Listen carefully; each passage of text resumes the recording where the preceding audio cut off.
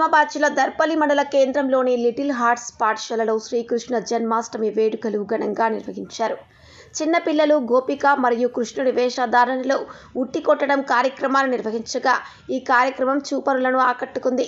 చిన్నారులు కృష్ణాష్టమి వేడుకలను ఘనంగా నిర్వహించారు.